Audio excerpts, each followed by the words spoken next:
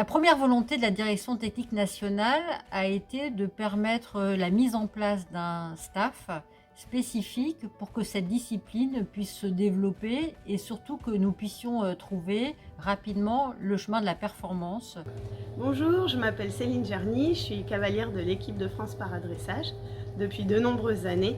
Être dans le sélectif de l'équipe de France paradressage, ça nous permet de pouvoir bénéficier de toute l'organisation qui est mise en place par la fédération.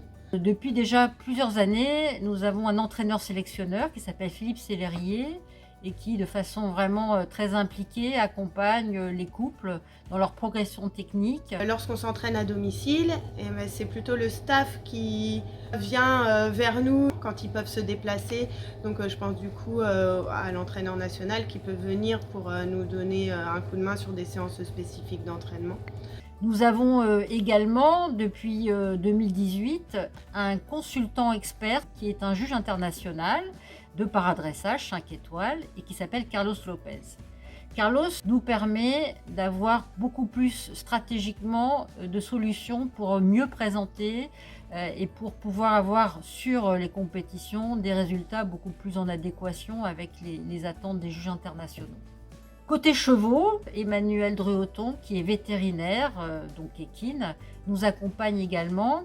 Et elle, sa mission est vraiment en lien avec les vétérinaires particuliers des cavaliers et permettre donc à ces chevaux d'être dans une forme optimale, soit pour les échéances internationales, mais aussi tout au long de l'année lorsque nous faisons des regroupements et des stages de préparation.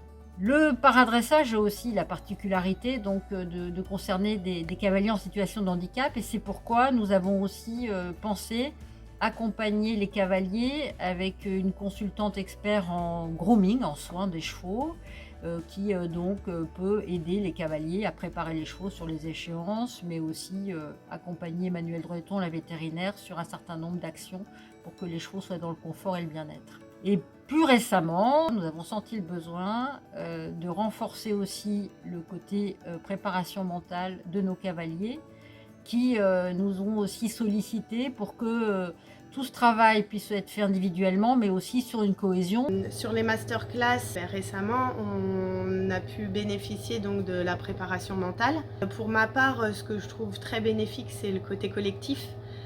Parce qu'on est une équipe et on a besoin du coup de créer vraiment ce collectif, de pouvoir se connaître plus profondément pour pouvoir être ensemble sur les compétitions et finalement chacun s'accompagner au mieux pour pousser un autre à la performance.